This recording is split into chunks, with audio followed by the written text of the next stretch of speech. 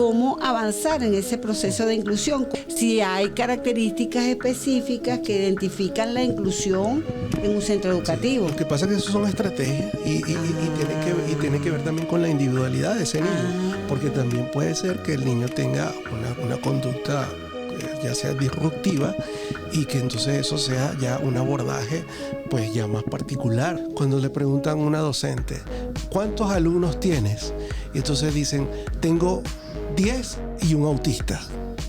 Eso es una etiqueta. Y una etiqueta que debemos definitivamente corregir. En este caso debería decir, tengo 11 alumnos.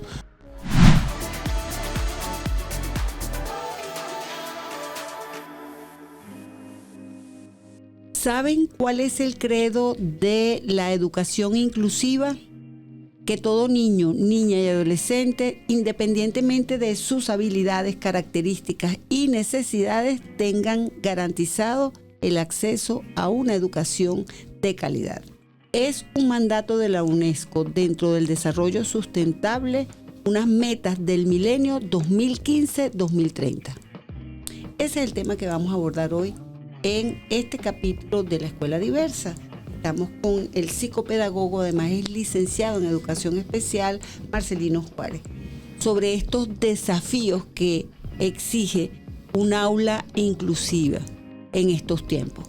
¿Por dónde empezamos estos retos que significa garantizar la inclusión en un aula de clase? El hecho de darnos cuenta que un ser humano es independientemente de lo que de tu condición física, de tu capacidad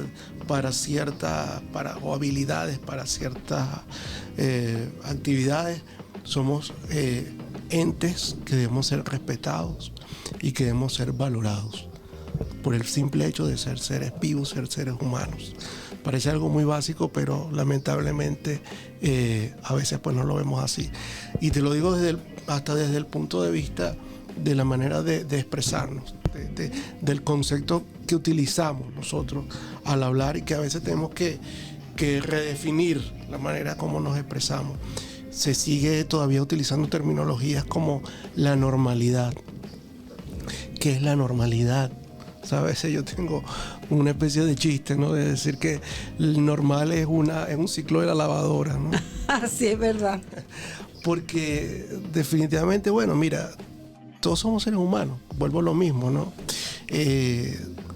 Algunas personas tienen habilidades para algunas cosas, otras para otras, y son, digamos, para algunas actividades no somos tan diestros, para otras sí. Y todos tenemos esa gran diversidad, ¿no? Todos somos diversos, pero a la vez todos convergemos en una sola parte, que es eso, que somos seres humanos, ¿no? Y tenemos que ser respetados en base a eso. Yo, como tú acabas de decir, bueno, soy psicopedagogo, soy licenciado en educación, pero también soy una persona con discapacidad. Ajá. Y digamos que en base a eso también tengo una visión, pues digamos, muy particular con respecto a este tema, ¿verdad? Porque digamos que esto es como una lucha diaria y constante para ser más valorado por la capacidad que por la discapacidad. Y yo insisto, bueno, yo alrededor veo personas que de repente, fíjate, yo soy artista plástico, yo dibujo, yo pinto, yo soy músico, y hay personas que para eso pues no tienen esa habilidad, como yo tampoco la tengo de repente para una actividad que pueda ser un ingeniero, un albañil, sea un cocinero. Yo no tengo esas habilidades, pero tengo otras habilidades, como tú las tienes para algunas cosas y otras no, como todos los seres humanos tenemos. Ahora, ¿cómo visualizamos para puntualizar desde su propia experiencia, además psicopedagogo y licenciado en Educación Especial? Es decir, unas necesidades quizás de transmitir eso en el aula, pero ¿cómo lo aterrizamos? Porque sí, me parece, claro, uno dice los objetivos del desarrollo sustentable, sí, como algo etéreo, pero a la hora de practicar la inclusión en un aula, ¿qué significa eso? ¿Cuáles son esas características de esa inclusión educativa? Porque la neurodiversidad es diferente, es muy amplia, ahora es un término que empieza a conocerse. Entonces, ¿cómo aterrizamos el tema? Sí. ¿Cómo comenzamos para mirar desde esas competencias que además tú tienes porque tienes una discapacidad? en la movilización, ¿cómo lo incorporamos para esa visualización en un aula inclusiva? Sí, fíjate, bueno, cuando le preguntan a una docente, ¿cuántos alumnos tienes? Y entonces dicen, tengo 10 y un autista. Eso es una etiqueta. Y una etiqueta que debemos definitivamente corregir. En este caso debería decir, tengo 11 alumnos, no 10 y un autista. Pero no puede decir uno, tengo 10 alumnos regulares y uno con una condición. O al decir regular también estoy etiquetando. Entonces estamos trabajando la inclusión de qué manera. Esas son las estrategias. Otra cosa es las estrategias que yo debo llevar y poner en práctica en el aula. Es otra cosa. Y ahí también es algo que hay que hacer mucho énfasis. Y en el hecho de que ese docente tiene que tener todas las herramientas pedagógicas. Una inclusión no se puede hacer desde un punto de vista romántico. Te digo, desde un punto de vista romántico en que yo voy a meter en un aula regular un niño con una condición y que ese docente pues no esté preparado, claro, no tenga esas herramientas. Claro. Un niño, por ejemplo, con una discapacidad visual, un niño con una discapacidad auditiva, y que el docente simplemente se le diga, bueno, porque como es muy lindo tener un niño con una condición especial dentro del aula para decir que somos inclusivos, simplemente lo coloco ahí y ya está. Solamente como para ocupar un puesto y decir que estoy haciendo inclusión. Eso no es así. O sea, el docente tiene que tener esa herramienta y en dado caso, si es necesario tener no si es necesario. Es necesario el tener un especialista acompañando. Claro, a un ese psicopedagogo, niño, entre otras cosas, para esas adaptaciones curriculares, pero también estoy pensando si es limitaciones visuales, por ejemplo, o auditivas, necesita otras herramientas, otro tipo de material docente. Por eso te digo, no puede ser una inclusión romántica, tiene que ser una inclusión programada, una inclusión sumamente bien ejecutada para que tenga digamos, ese alcance y los logros que se requieren, no simplemente por tener a ese niño ahí y por decir que estoy haciendo inclusión. Claro, pero entonces, ¿cuáles son esas características de la inclusión? Porque me habló de un tema importante que es una limitación auditiva o visual, sí, que quizás requiere herramientas inclusive del propio psicopedagogo para tener libros braille, o cómo se hace, por ejemplo, un programa, o cómo se adapta ese currículum a esas necesidades específicas. Entonces hay algunas características que identifican la inclusión en un aula de clase. Sí, dependiendo del área de la discapacidad que estamos trabajando, y tiene que haber ese acompañamiento del profesional, y por eso es que ahí está el rol del psicopedagogo, el rol del especialista acompañando a ese docente de aula. En el caso, por ejemplo, del niño con una discapacidad visual, ese acompañamiento tiene que estar presente en cuanto a esa adaptación curricular, como ya hiciste mención, de lo que el docente está dándole a todos los alumnos, y llevarlo a la necesidad especial de ese niño, que tiene que ser entonces en este caso, bien sea el braille, bien sea el ábaco para la parte matemática, para el niño con una discapacidad auditiva. Bueno, en la capacidad auditiva pues tenemos diferentes ramas, ¿verdad? Una puede ser el lenguaje de señas, ¿verdad? En este caso el lenguaje de señas venezolano, que el docente incluso pueda apropiarse, el docente apropiarse de esto. Por eso te digo, no es algo que tienen que tener una preparación, y con ese acompañante pedagógico que haga ese puente. O también la oralización, digamos que una oralización es un proceso un poco complejo, pero que le brinda al niño o a la niña con discapacidad auditiva una posibilidad de poderse, en una opinión muy personal, de poderse incluir en el entorno de una manera un poco más sencilla, porque ahí entonces ese niño lee los labios, ¿verdad?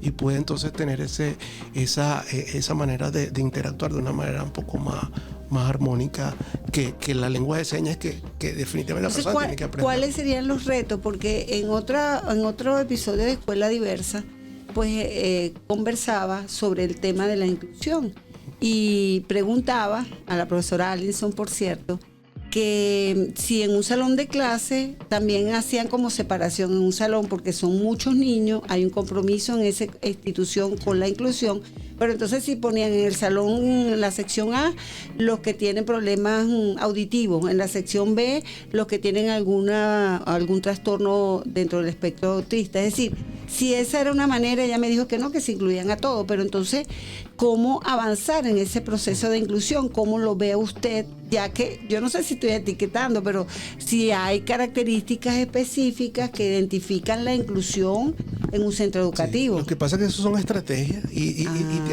tiene que ver también con la individualidad de ese niño, porque también puede ser que el niño tenga una conducta ya sea disruptiva y que entonces eso sea ya un abordaje pues ya más particular, ¿no? Que no puede a lo mejor estar en un salón, en un aula regular. O puede ser que no pueda estar durante toda la jornada escolar, sino que tenga que estar pues ciertas horas. Es decir, yo creo que cada estrategia es diferente y yo creo que definitivamente, Amelie, cada estrategia es válida si se logran los objetivos trazados. Y me hiciste acordar importante que hubo una situación porque niños disruptivos, porque tienen ese tipo de conducta, que por la indicación del psicopedagogo y del psicólogo no debería acudir todos los días a clases, sino tenía lunes, miércoles y viernes, tenía unos horarios específicos dentro de la semana. Y resulta que se formó un lío porque la mamá quería que la recibieran todos los días en la semana. Entonces, ¿cómo esa relación entre el padre, la institución educativa, en una situación muy compleja que tener un niño neurodiverso, por ejemplo? Así es. O sea, el tener un niño con una discapacidad, o sea, yo he vivido con esa discapacidad, sigo haciendo énfasis y pues lo he vivido en carne propia. El tener un hijo, digamos que yo creo que es un reto más complejo, ¿verdad? Y ya bueno, ya sería como abordarnos en otro tema, porque ahí está el tema primero de la aceptación, el tema de también darme cuenta que es lo más beneficioso para un niño, el no enfrentarlo a la frustración, sino que también el niño sienta que está logrando cosas. Definitivamente poder colocar a ese niño en una situación donde él pueda sentirse en armonía y que él pueda sentir eso, que pueda sentir el éxito, que pueda sentir el agrado. Yo creo que definitivamente eso tiene que ser uno de los objetivos, que el niño se sienta incluido de una manera armónica, independiente. A veces nos enfocamos en cosas que tal vez son muy importantes, pero que hay otras que están por encima de ellas y a veces no las valoramos tanto. Y tú vas a decir algo que de repente es una locura, pero yo estoy convencido de eso. El hecho de que de repente un niño especial se lleve a una escuela regular y que lo que queramos es que el niño aprenda a leer y a escribir, o sea, y esa es mi meta, independientemente de lo que sea, que es muy válido, ¿verdad? Pero entonces hacemos que el niño se traume con experiencias muy fuertes, ¿verdad?, dentro de ese proceso, y no le respetamos a él sus diferentes etapas y su manera de entender. Claro. Solamente por llegar a llegar a ese punto. Yo creo que al niño tenemos que respetarlo y bajo ese respeto tenemos que trabajarlo. Y tú sabes que me impactó cuando tú utilizas para referirte a ti mismo discapacidad, porque para mí la discapacidad tenía que ver con habilidades cognitivas. Sí. Entonces, ¿cómo te enfrentaste tú a esas realidades de una discapacidad motora en este caso? Sí. Que no tiene nada que ver probablemente con tus habilidades cognitivas. Sí. Bueno, fíjate, definitivamente, bueno, es una realidad que uno cae en cuenta y una realidad que uno acepta y una realidad que te brinda la posibilidad de entonces agarrar otros caminos, de tomar otros caminos, que son los caminos en los cuales uno se tiene que enfocar, ¿no? Que son, digamos, yo tengo esta discapacidad, pero tengo estas capacidades, entonces me voy a abocar en la capacidad que yo tengo. Y ahí es donde, cuando uno ya es docente, que gracias a Dios pues me mandó para este mundo, es lo que le debemos enseñar a nuestros padres, a esos padres, el que se enfoquen en las capacidades que tienen esos muchachos y explotar en el buen sentido de la palabra esas capacidades para que definitivamente luego se vuelvan niños que puedan, en la medida de lo posible y dependiendo de la individualidad de cada caso, pues lograr una independencia en su quehacer, en su vida. Muchísimas gracias al psicopedagogo, licenciado en Educación Especial Marcelino Juárez, que a través del arte además se identifica en sus redes sociales como un artista y también está en la docencia, comprender lo que significa un aula inclusiva y avanzar en lo que eso significa. Muchísimas gracias. Entonces, gracias a Marcelino Juárez. Muchas gracias. Colegio Universitario de Psicopedagogía CUC. Emocionalidad en la diversidad.